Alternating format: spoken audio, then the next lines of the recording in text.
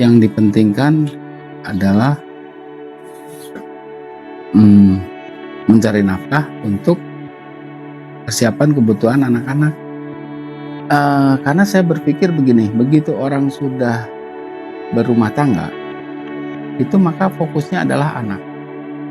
Saya beranggapan bahwa orang tua itu sudah masa kadaluarsa, ya, termasuk juga berkat dari Tuhan. Itu sebetulnya berkat buat anak. Orang tua itu hanya nebeng berkatnya anak, sehingga prioritas segala sesuatu harus untuk ke anak.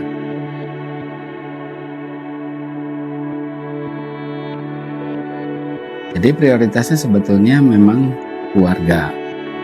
Tapi karena keluarga kadang-kadang sampai tidak berpikir soal kesehatan untuk diri sendiri.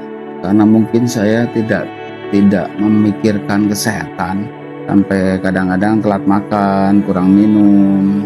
Kemudian ketika memang betul-betul saya sakit, saya lantas berpikir, waduh, dengan saya sakit saya nggak bisa apa-apa. Tapi ternyata Tuhan pelihara juga, usaha saya masih tetap jalan dengan kondisi saya sakit. Dan saya melihat, pemeliharaan Tuhan ini luar biasa. Jadi saya berpikir, sakit itu mungkin Tuhan ingatkan saya, supaya saya lebih berpikir untuk diri sendiri, kesehatan saya. Karena saat menjelang tua, mungkin kesehatan itu menjadi lebih penting ya. Karena saat anak sudah meninggalkan kita, dia sudah hidup di kota yang lain, dia punya tanggung jawab, nanti punya anak, maka kita akan hidup ya hanya dengan suami istri lah. Ya, kalau kita bisa sehat tentunya kita nggak nyusahin siapapun. Tapi kalau kita sakit-sakitan, tentu buat kitanya juga sulit dan juga menyusahkan juga buat anak.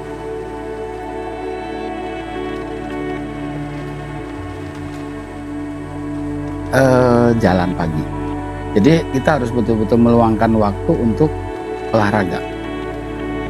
Pekerjaan udah nomor 2.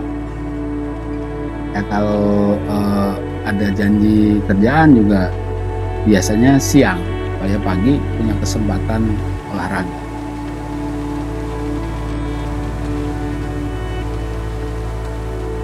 Kalau soal rezeki, saya dari awal hidup berumah tangga itu memang sudah merasakan bahwa rezeki itu Tuhan yang kasih.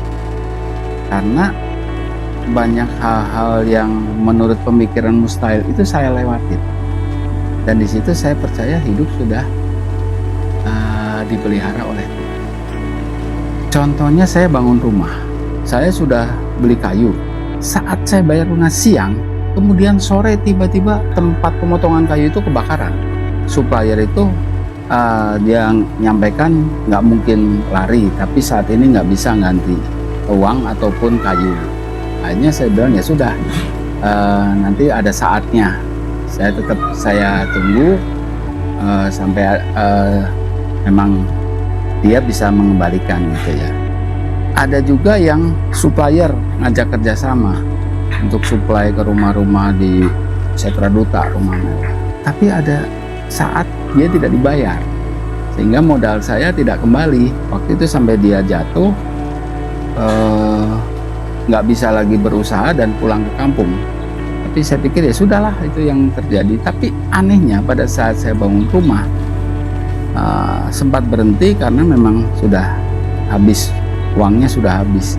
Tiba-tiba 2 orang ini bisa datang dalam waktu yang tidak bersamaan ya. Yang pertama datang, dia bilang, saya selalu ingat utang saya dan saya udah punya barang, mau barang apa.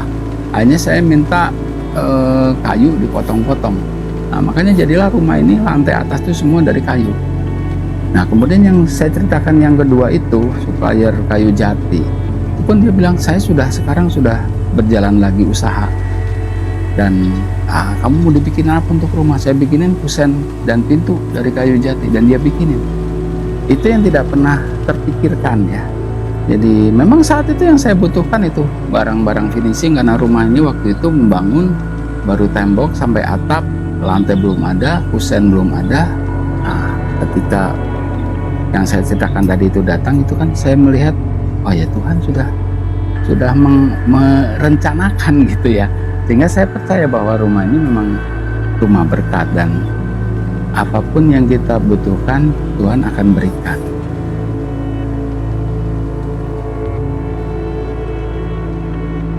Kewajiban kita itu adalah hanya bekerja dan berusaha, tapi Tuhan menentukan.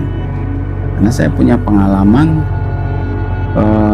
pada saat saya berusia kira-kira 45, saya berpikir dalam sisa waktu saya 5 tahun sampai umur 50, saya akan bekerja keras supaya nanti saya bisa pensiun. Sehingga saya kerja ke sana sih sampai di luar kota. Saya istilahnya orang bilang banting tulang gitu ya. Ternyata hasilnya tidak ada.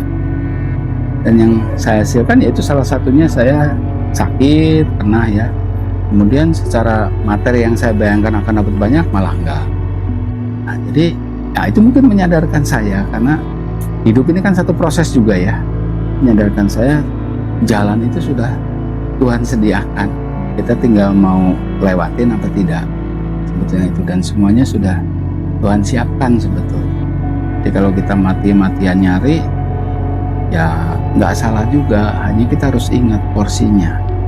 Betulkah yang kita cari itu seperti itu? Karena kalau kita kerja mati-matian bukan di jalan Tuhan juga, saya rasa sulit untuk kita dapat.